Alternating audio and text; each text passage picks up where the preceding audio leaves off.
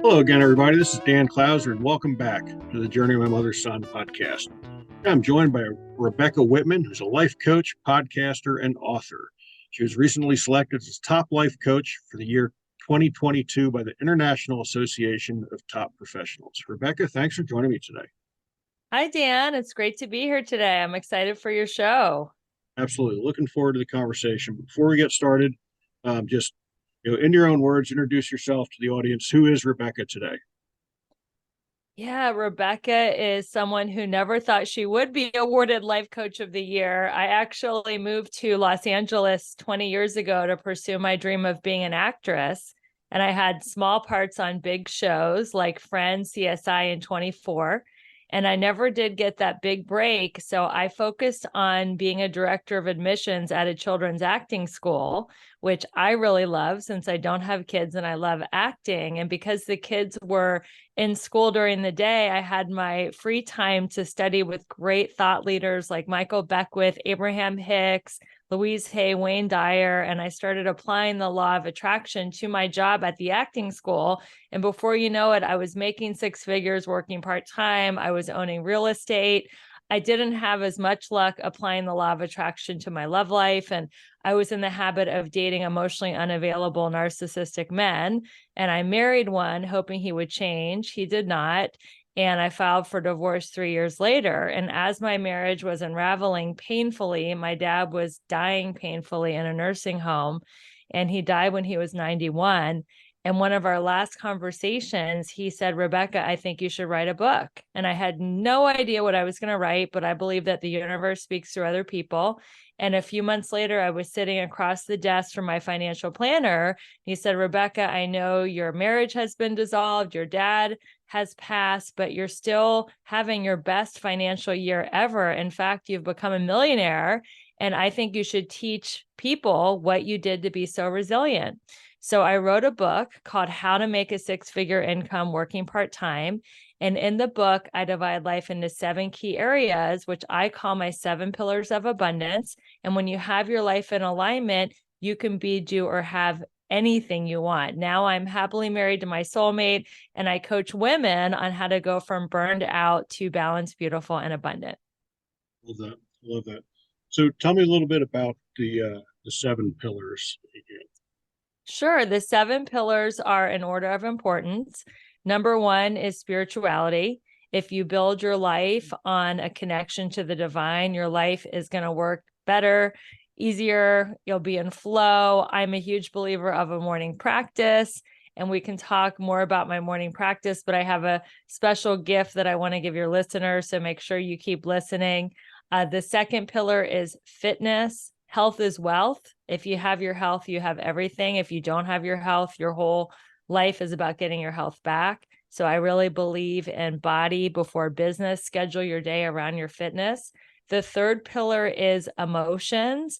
I believe that all emotions go back to 2 base emotions, fear or love. If you're happy, content, satisfied, grateful, that's love. If you're jealous, bitter, negative, cynical, abusive, that's fear.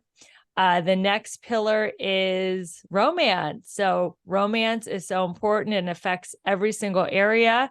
And I do help women find their soulmate in midlife. And I am very passionate that everybody has a soulmate and you can be with that person. The next pillar is mental, and that's listening to amazing podcasts like yours, Dan, continuing to grow your mind, whether it's listening to a podcast, an Audible, learning how to cook, learning a skill, a language, that is mental expansion. The next pillar is social. Your vibe attracts your tribe. Community creates immunity. So finding community, finding people that lift you up and support you is so critical on your path to success. And finally, Dan, the last pillar is financial. Now, when everybody hears abundance, they think, oh, money. But I will tell you that financial is the last pillar of abundance, because when you have your health, you're in love, you have friends, you are spiritually connected, you will attract financial opportunity. And in my opinion, that an experience, that's exactly what happened. So that's a quick overview of the 7 pillars of abundance. Yeah, I love it. So, how did you discover these seven pillars? How did you, come across this and really, apply it to your own life first? Well, I have always been into personal growth. And when I was in my 20s, I went to a seminar and they taught you how to divide your life into 6 areas and how to set goals in each of the areas. And I added romance since that has been a challenge for me up until now. So I would take these 7 areas and on January 1st, I would set intentions for each of the areas of what I wanted to create that year. And I've been doing that for many years. And I will tell you, most of these intentions have come true. Now I've learned how to back the intentions up with affirmations. And I actually teach a free workshop every January where I help people create 21 affirmations to reach all their goals in the new year. So, you said that you've always been into, your own self-development and personal growth.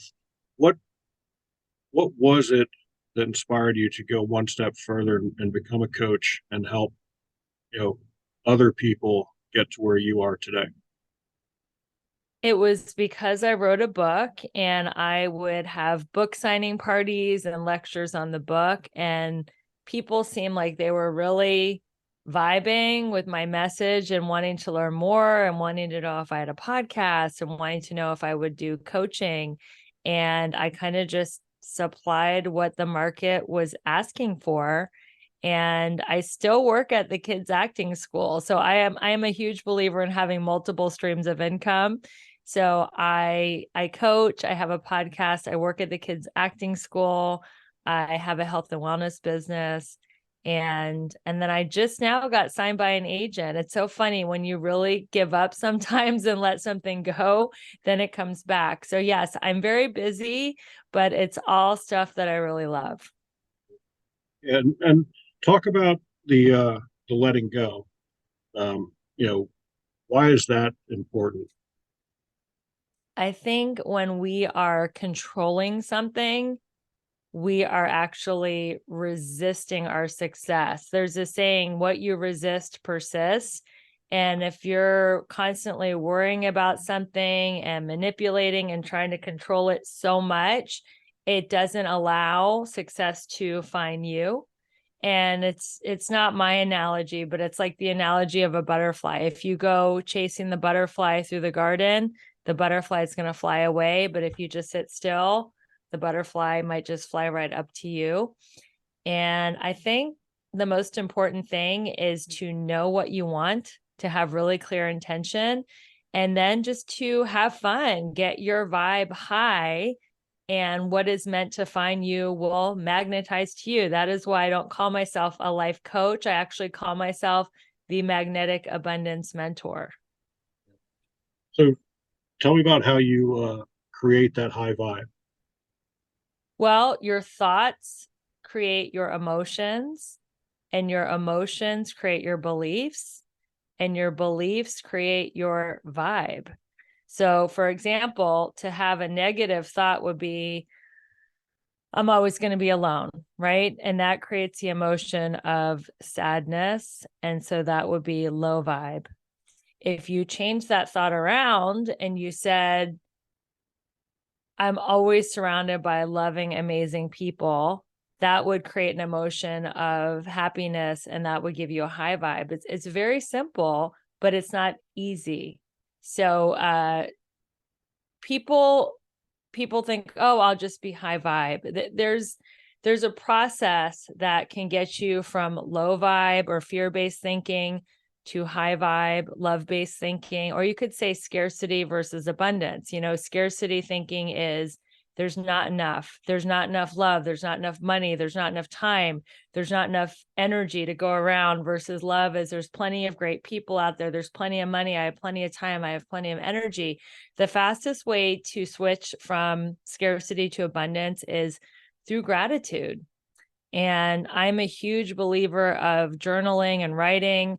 When I was 19, I was at a 12-step meeting and I sat next to this woman named Janet. And she said, Rebecca, I'm going to teach you how to write in a God journal. And she gave me some life-changing journal prompts that helps me flip my negative or fear-based thinking to love-based abundance thinking. Then I added a few journal prompts of my own. And now I do it every single morning. I've done it for decades. I call it an abundance journal, and I do it no matter what, whether I'm traveling, whether I'm going through a crisis. I just keep writing in that journal, and it keeps my vibe as high as it can be. And I think a lot of times, when people are talking about high vibes and just, constantly being positive, at the end of the day, we're all still human. So Yeah. we're all going to hit those times where we do get those lows. Um, it is just part of the human condition. So, when you're in one of those low spaces, like how do you power through to get back into a high vibe? Yeah, I get derailed all the time. I am very impatient. I want what I want, and I want it 5 minutes ago, and that derails me a lot from my high vibe. So I exercise to get out my frustration. That really helps. I like the saying, move a muscle, change a thought. I also really like to use affirmations. One of my favorite ones is I'm exactly where I'm supposed to be.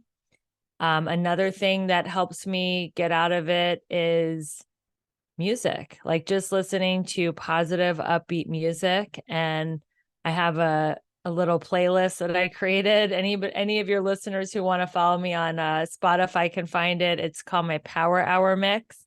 And I listen to music that helps me. And then I share about it, not in a woe is me, self pity, victimy way, because that does not help. But I'll share with a friend or with my husband, like I'm feeling really frustrated today, and I don't want to like stay in this frustration, but I do want to share it and let you know that I'm really frustrated, and just sharing it feels like it gets it out of my mind and my body. So what type of people are coming to you for coaching? Yeah, I have a couple different programs, and they attract different women. The first one is called Create Your Six-Figure Side Hustle. And that is for women who feel stuck in a dead-end job, or maybe they've been out of the workforce and they want to start their own business. But it basically is a business where I teach people how to take their passion to profit. I help them figure out their life purpose, where they can contribute, how they can make it profitable, and I help them launch a business. I'm really different than most coaches, because most business coaches say, quit your job, max out your credit cards. You got to put yourself in a do or die situation. And I say that leads to burnout. It leads to exhaustion and the fear-based thinking that I'm helping people to get away from. So I say, keep your job, pay all your bills, get your health insurance, and let's start a side hustle. And you can either have multiple income streams, or when the side hustle makes enough money, you can leave that job and do your side hustle full time.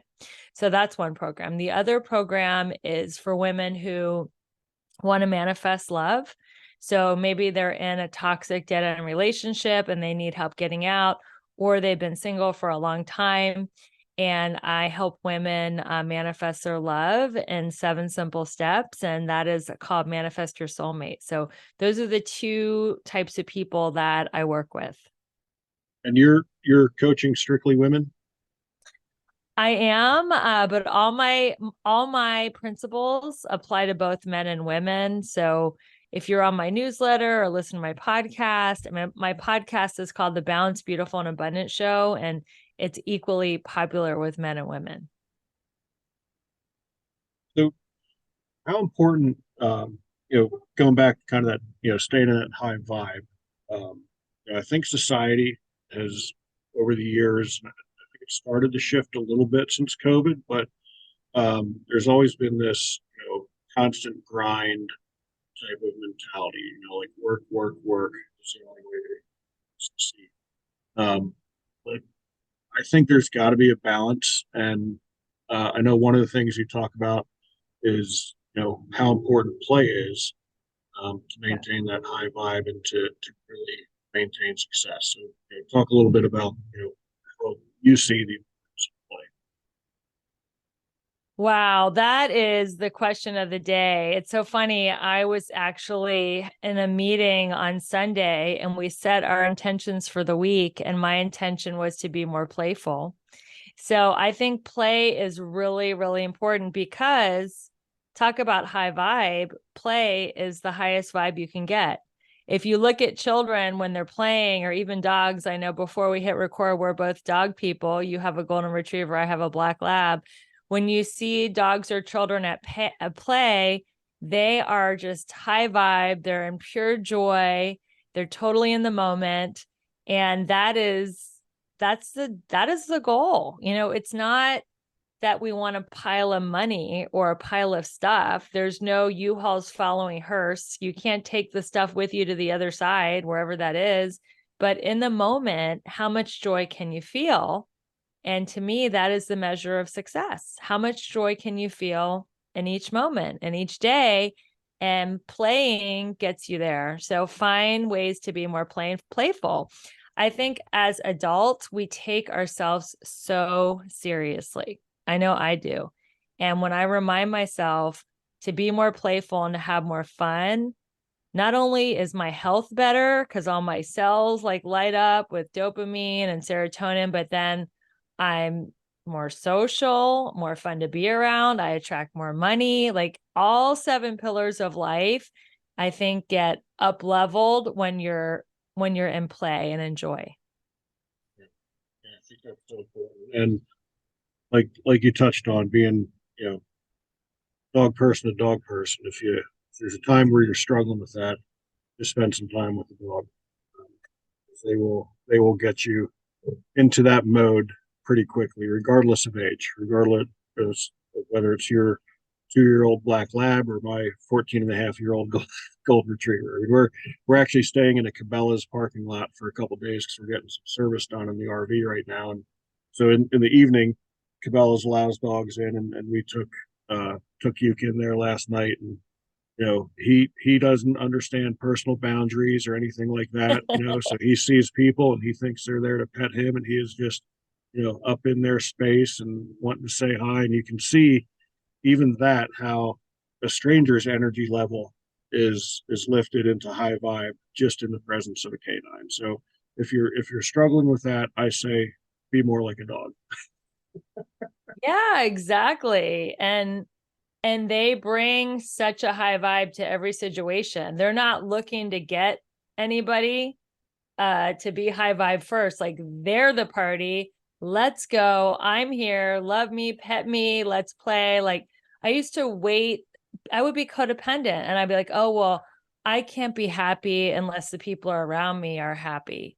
And I call that being a thermometer, like reading the room. Now I'm the thermostat. I'm bringing the joy. I'm bringing the heat. I'm lighting it up. And yeah, we can learn so much from our dogs. That's why dog is God spelled backwards. Yes, no doubt about that. No doubt about that.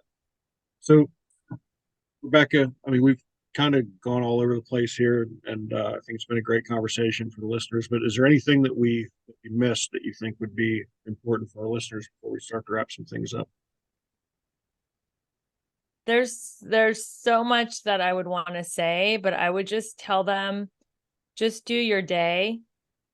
I am someone who used to think a lot about the past, and I would beat myself up as a perfectionist.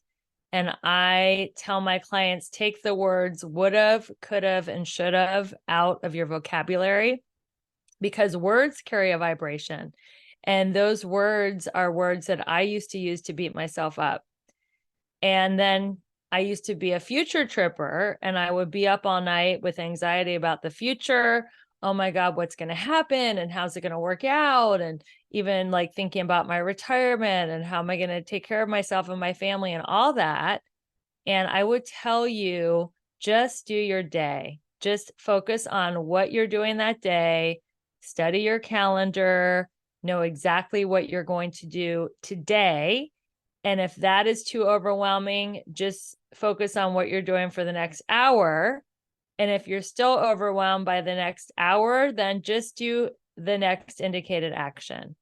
And when I focus on just doing the next right thing or the next indicated action, I can actually have peace. And I would also say, if the next indicated action is overwhelming, just take a deep breath and just feel your body, be where your feet are, and just know that you are going to be okay. You're exactly where you're supposed to be on your journey, and that things are working out better than you can imagine. And so that would be my final advice for your listeners. Yeah, I love that. And that kind of takes me back a little bit to my baseball coaching days of, one of the times if our team was going into a big game, we'd tell the kids, look, we're going to break it down. We're not worried about winning the game. We're just worried about winning every inning. And if we win every inning, at the end, we're ultimately going to win the game. So if you're going to just break it down into those, instead of this big long segment of 27 outs, like, all right, we're breaking this down to 3 outs at a time, 3 outs at a time. Win those innings, we're going to win the game. And it's kind of the old analogy of how to eat an elephant. One bite at a time. You just got to slow it down to whatever pace you're comfortable with. So I love that you brought that up. So, how do people reach you on the internet if somebody wants to find out more about what you're doing, coaching wise, or want to get involved in any of your groups? How do they find you? Yeah, well, you can find me on Instagram, Twitter, Clubhouse, Threads, at Rebecca E. Whitman. And I also have a website, Rebecca Elizabeth Whitman with a Z. And I want to give your listeners my abundance journal because I know it will rock their world. They can write it in the morning or the evening. Either way works as well, equally well. And that is going to be in the link tree that Dan is going to share with you. So I would love to keep in touch with you guys and root you on your journey of abundance and just having more joy in your life, just like Dan and I talked about. I love it. So, Rebecca, that brings us to our final question. As you know, the subtitle of the podcast is Many Little People in Many Little Places, which comes from the opening lyrics of the Michael Franti song Gloria, which go, when many little people in many little places do many little things and the whole world changes. So what's one of the little things that Rebecca does on her daily basis? I make eye contact and I smile at people and I just send them love, and I don't care if they answer me. I don't care if they smile back. I don't care if they look away. Many times they say, hi, how are you? And I say, hi, how are you back? But I just go out into the world and I do my best each day just to send people as much love as I can. And it's kind of fun making eye contact with people and connecting soul to soul and like really being present in the moment instead of just buried in your phone. Yeah, I love that. That's a great approach. So, Rebecca, really appreciate you taking the time. It's a great conversation. For my listeners out there, be sure to check out my other podcasts at journeymymotherson.com. And while you're there, be sure to pick up a copy of one of my books. And again, thank you, Rebecca. This is a great conversation. I appreciate the time. Thank you so much, Dan. It was a lot of fun. Yeah.